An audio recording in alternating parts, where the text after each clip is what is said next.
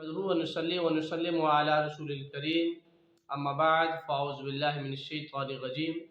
بسم اللہ الرحمن الرحیم۔ ناظرین، آج کا موضوع ہے کہ چاند گرہن کے موقع پر حاملہ خواتین پر اثرات ہوتے ہیں یا نہیں۔ ناظرین، یہ ایک سوال بھیجا گیا ہے کہ حاملہ خواتین جب حمل میں ہوتی ہیں اور اس دوران اگر چاند گرہن ہو جائے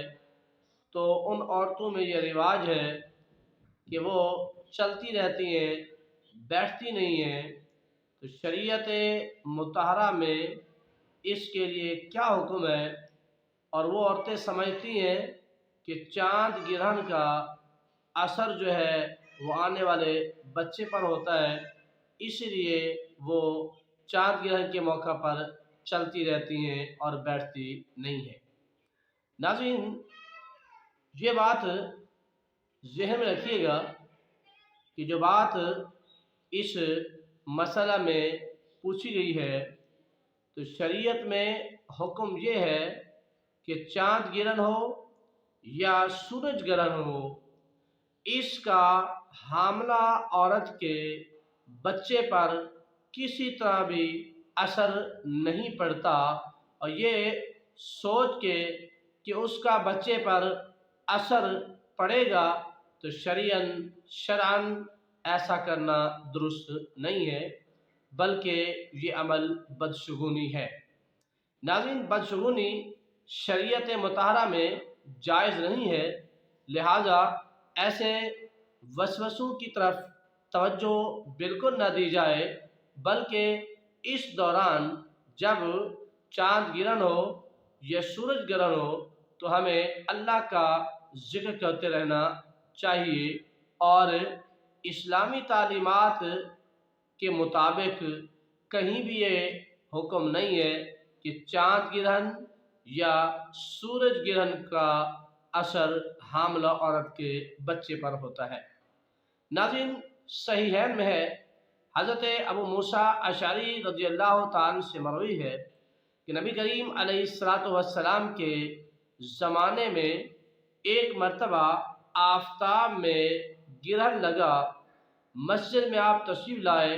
اور بہت طویل حضور نے قیام فرمایا، اور حضور علیہ السلام نے رکوع اور سجود کے ساتھ نماز پڑھی کہ میں نے کبھی بھی آپ کو ایسا کرتے نہیں دیکھا۔ حضرت ابو موسیٰ اشعری فرماتے ہیں، اور یہ فرمایا کہ اللہ عز و جل کسی کی موت و حیات کے سبب، فرمایا کسی کی موت و حیات کے سبب، یعنی رسول اکرم صلی اللہ تعالی علیہ وآلہ وسلم نے ارشاد فرمایا کہ کسی بندے کی موت و حیات کے سبب انہیں یہ نشانیاں ظاہر نہیں فرماتا، یعنی سورج گرہن ہو یا چاند گرہن ہو، وہ کسی بھی بندے کی موت اور حیات کا اثر نہیں رکھتی، بلکہ یہ ایک فطری عمل ہوتا ہے یا قدرتی عمل ہوتا ہے جو اللہ کی طرف سے ہوتا ہے اور وہ چلا جاتا ہے، لیکن اس سے کسی مخلوق کو تکلیف یا نقصان نہیں پہنچتا۔ اسی طرح اللہ تعالیٰ ان واقعات کو اس لیے کرتا ہے، سورج گرہن کو یا چاند گرہن کو، تاکہ لوگ اللہ تعالیٰ سے ڈرے۔ لہذا جب ان میں سے کچھ دیکھو، یعنی سورج گرہن یا چاند گرہن، تو پھر اللہ کا ذکر کریں، استغفار کریں، اللہ کی بارگاہ میں گریہ زاری کریں، لیکن اس سورج گرہن کا یا چاند گرہن کا آنے والے بچے پر یا مخلوق خدا پر کسی قسم کا جو ہے اثر نہیں ہوتا۔ صحیح بخاری کتاب الکسوف باب ذکر فی الکسوف میں نبی کریم علیہ السلام کا یہ فرمان موجود ہے، حدیث نمبر 59 اور جلد نمبر 1059، جلد نمبر 1 صفحہ نمبر 363 میں یہ بات موجود ہے کہ اللہ کے رسول صلی اللہ تعالی علیہ وآلہ وسلم نے اس بات سے منع فرمایا۔ اسی طرح حضرت علامہ مفتی احمد یا خان نعیمی رحمۃ اللہ علیہ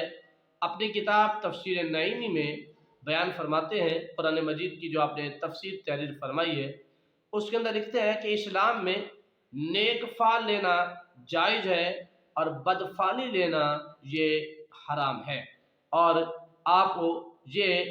تفسیر نعیمی پارہ نمبر 9 سورہ اعراف آیہ نمبر 132 جلد نمبر 9 میں صفحہ نمبر 119 پر اس آیت نمبر 132 کے تحت تحریر فرماتے ہیں کہ نیک الفعل لینا تو جائز ہے مگر بدفعلی لینا حرام ہے۔ تو ناظرین، خلاصہ کلام یہ نکلتا ہے کہ کسی بھی شخص کو یہ اعتقاد نہیں رکھنا چاہیے کہ چاند گرہن کا یا سورج گرہن کا اس کی حاملہ خاتون جو اس کے بچے پر اثر ہوتا ہے، یہ شریعت میں درست نہیں ہے۔ اللہ تعالی ہمیں عمل کی توفیق